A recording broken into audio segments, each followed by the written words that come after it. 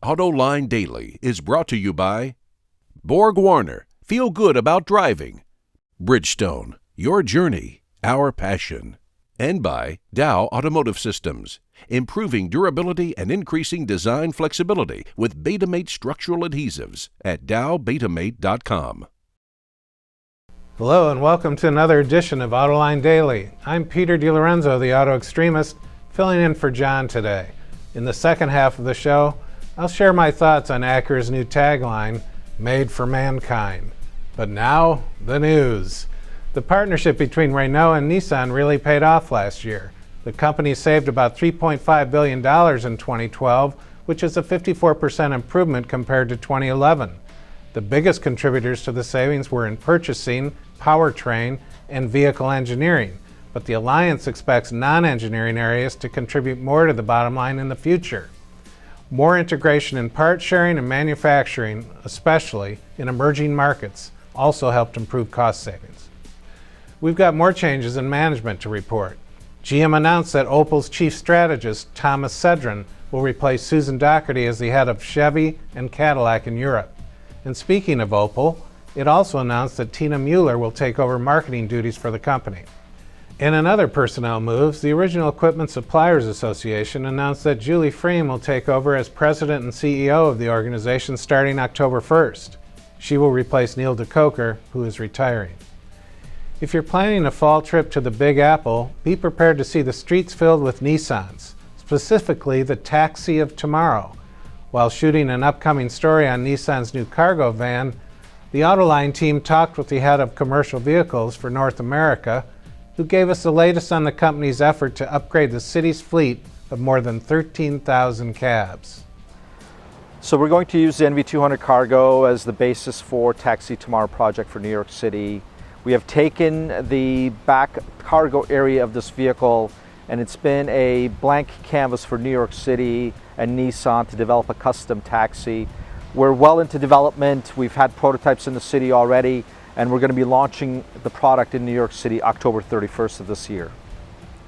New York City replaces around 2,500 cabs a year, and since Nissan has a 10-year contract with the city, by 2023 we can expect the streets of Manhattan to be flooded with these Mexican-built taxis of today.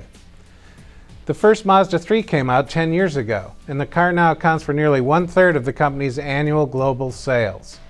To help continue that success, Mazda pulled the wraps off the all-new third generation of the compact car.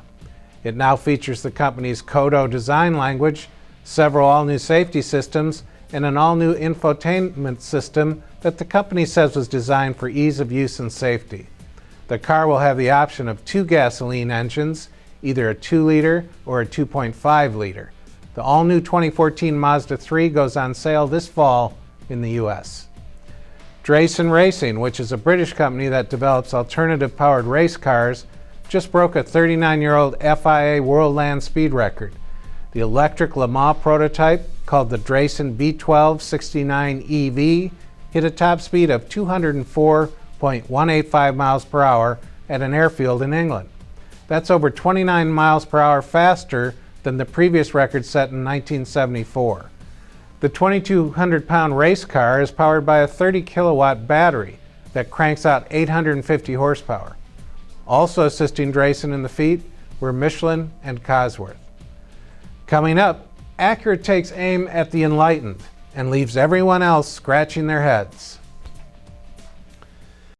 Proven on the track and on roads around the world, Borg Warner turbochargers improve fuel economy and reduce emissions without sacrificing performance. Borg Warner, official turbocharger supplier to the Izod Indy Car Series. Next week, Acura marketers are debuting an all-new advertising push in conjunction with the launch of the new MDX crossover. It will be the biggest launch in the brand's history in terms of money spent, akin to a Hail Mary pass for the Japanese automaker. And the launch will revolve around the theme line, Made for Mankind. Now, let me be the first to say that this isn't the first advertising campaign that's so totally self-absorbed that it leaves you breathless. And it certainly won't be the last. But really, this new Acura spot hits it out of the park when it comes to self-absorption. I'll spare you the gory details and the rationales, But suffice to say, Acura and Mullen, their LA-based ad agency responsible for the work, are taking aim at consumers they call the enlightened, tech-savvy risk-takers who play by their own rules, such as Facebook's Mark Zuckerberg. Oh joy. Let me get this straight. Acura, the brand that has been in a perpetual struggle for credibility while aspiring to be like Audi, BMW, Lexus, and Mercedes, is now going to aim its entire raison d'etre at the enlightened. How perfect is that? Listen, I'm all for high-concept advertising, because when it works, it's memorable and inspiring. But when it doesn't, it leaves a trail of confusion and head-scratching in its wake that is very difficult to overcome. This is Acura's moonshot, so to speak. I get that. It's nice to have goals and believe that you can do whatever you want, in a Stuart Smalley sort of way. But they aim for the moon and crash somewhere west of Laramie. And that's the high-octane truth for this week. But before I go, don't forget to join us tonight for Autoline After Hours. Our guest is Chris Pruse from Team Detroit, Ford's advertising agency. But Chris also ran OnStar and GM Public Relations, so he has some great insights on what's going on in the car biz.